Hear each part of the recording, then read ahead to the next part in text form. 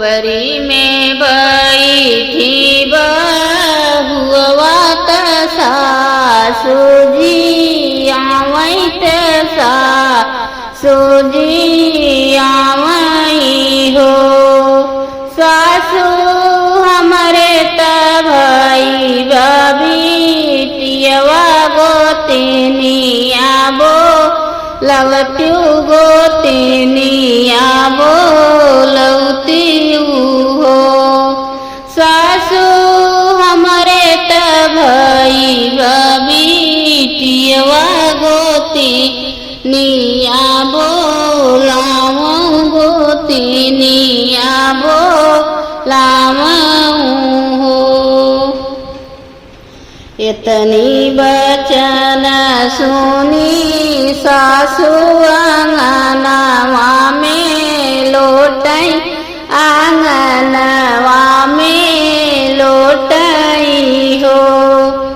बहनी पीटे लागी आपन के पार गोतिनिया कौ बोलाई गोतिनिया कौ बोलाई हो। सासु पीटे लागी आपन के पार गोतिनिया कौ बोलाई गोतिनिया कौ बोलाई हो।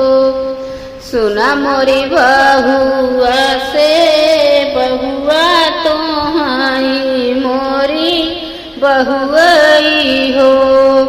हमारे बेटा के फूटल कतग दिरिया गोतिनिया कौ बोलाई गोतिनिया कौ बोलाई हो।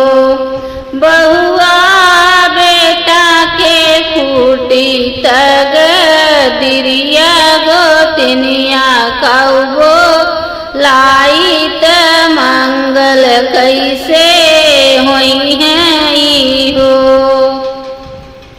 बहरे से आए हैं पियवा त गोदियाऊ ठावई करे जाके लगावई हो। माई काहे के करत बिलाप लक्ष्मी हमरे आई त लक्ष्मी हमरे आईनी हो।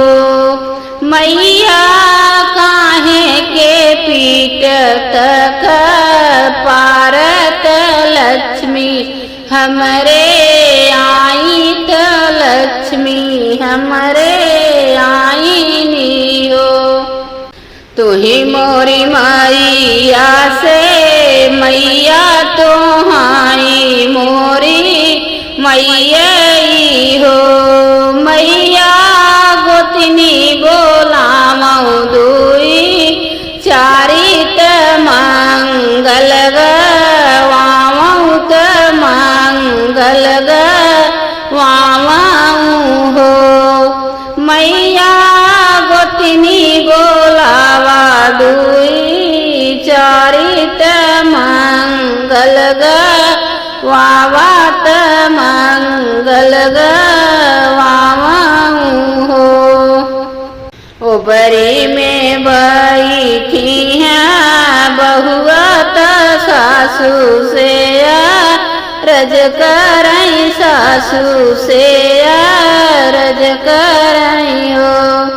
सासु हमहु तुहु की हूँ के बिटियवा ललनवा तोहरे भैले ललनवा तोहरे भैले नी हो।